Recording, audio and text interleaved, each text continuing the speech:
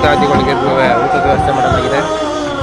ನಾವು ಹುಡುಗರು ಏನೇ ಅಂದರೂ ಫಸ್ಟು ದೇವಸ್ಥಾನಕ್ಕೆ ಬರೋದು ಎರಡು ವಿಷಯಕ್ಕೆ, ಒಂದು ಪ್ರಸಾದಕ್ಕೆ, ಇನ್ನೊಂದು ಹುಡುಗರು ಅರ್ಥ ಮಾಡ್ಕೋತಾರೆ ಹೇಳ್ಬಾರ್ದು ಅಂದ್ಕೊಂಡಿದ್ದೀನಿ.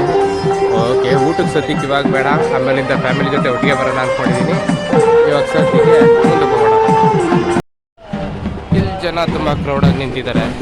ಯಾಕೆ ಅಂತ ನನಗೂ ಗೊತ್ತಿಲ್ಲ, ಯಾಕಂದರೆ ನಾನು ಇದೇ ಫಸ್ಟ್ ಟೈಮು ನಮ್ಮೂರಲ್ಲಿ ಮಾಡೋ ಶಿವರಾತ್ರಿ ಹಬ್ಬಕ್ಕೆ ಈ ಥರ ಗ್ರ್ಯಾಂಡಾಗಿ ಮಾಡ್ತಾರೋ ಹಬ್ಬಕ್ಕೆ ಬರ್ತಾ ಇರೋದು. ಮೊದಲೆಲ್ಲ ಬರ್ತಿದೆ, ಬಟ್ ಅವಾಗ ಇಷ್ಟೊಂದು ಗ್ರ್ಯಾಂಡ್ ಇರಲಿಲ್ಲ. ದೇವಸ್ಥಾನ ಇಂಪ್ರೂವ್ಮೆಂಟ್ ಆದಮೇಲೆ ತುಂಬ ಗ್ರ್ಯಾಂಡಾಗಿ ಮಾಡ್ತಿದ್ದಾರೆ.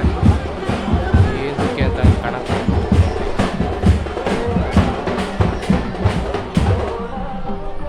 ಕೊಂಡ ಹಾಕಿದ್ದಾರೆ. ಕೊಂಡ ತುಂಬಿಕೊಂಡು ದೇವರು ದೇವಸ್ಥಾನದ ಒಳಗಡೆ ಹೋಗುತ್ತೆ. ಹಾಗಾಗಿ ಜನ ಅದು ನೋಡೋಕ್ಕಂತ ಎಲ್ಲ ಫುಲ್ಲು ಕ್ರೌಡಲ್ಲಿ ನಿಂತಿದ್ದಾರೆ. ನಮಗೆ ಜಾಗನೇ ಇಲ್ಲ ಕಣ್ರಿ. ಸದ್ಯಕ್ಕೆ ದೇವ್ರು ಬರೋ ಗಂಟೆ ನಾವೇನೋ ಮಾಡೋಕ್ಕಾಗಲ್ಲ. ಇದು ದೇವಸ್ಥಾನ.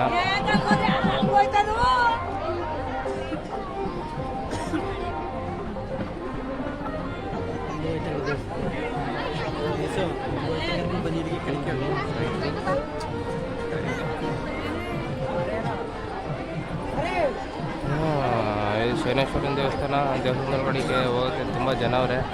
ಆಮೇಲೆಲ್ಲ ಒಟ್ಟಿಗೆ ಹೋಗೋಣ. ಇವಾಗ ಸದ್ಯಕ್ಕೆ ನಾವು ಇಲ್ಲಿಂದನೇ ನೋಡ್ತೀವಿ.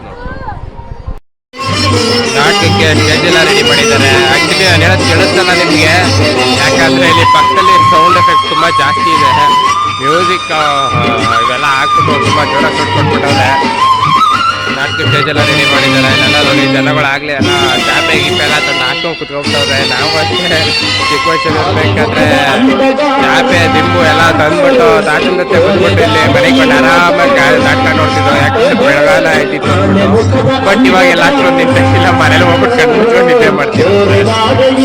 ನಾಟಕ ಸ್ಟಾರ್ಟ್ ಆಗಲಿ, ಆಮೇಲಿಂದ ಸ್ವಲ್ಪ ವೀಡಿಯೋ ಮಾಡ್ತೀನಿ. ನಾನು ಜಾಗರಣೆ ಎಲ್ಲ ಮಾಡಲ್ಲ, ಲೈಟಾಗಿ ನಾಟಕ ಸ್ಟಾರ್ಟಿಂಗಲ್ಲಿ ವೀಡಿಯೋ ಮಾಡ್ಬಿಟ್ಟು ಆಮೇಲಿಂದ ಸೀದಾ ಮನೆಗೆ ಮಾಡ್ತೀನಿ.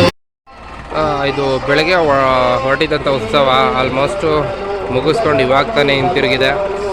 ಆಲ್ಮೋಸ್ಟು 4-5 ಊರುಗಳನ್ನೆಲ್ಲ ಸುತ್ತಾಡಿಕೊಂಡು ಅಕ್ಕಪಕ್ಕದಲ್ಲಿ ಹಿಂತಿರುಗಿದೆ ರಥೋತ್ಸವ. ಇವಾಗ ರಥೋತ್ಸವನಲ್ಲಿ ಅಲ್ಲಿರೋ ದೇವ್ರನ್ನ ತಗೊಂಡು ಅಲ್ಲಿ ಕೊಂಡ ತೋರಿಸಿದ್ನಲ್ಲ, ಕೊಂಡ ಮೇಲೆ ನಡ್ಕೊಂಡು ದೇವಸ್ಥಾನ ಒಳಗಡೆಗೆ ಹೋಗ್ತಾರೆ.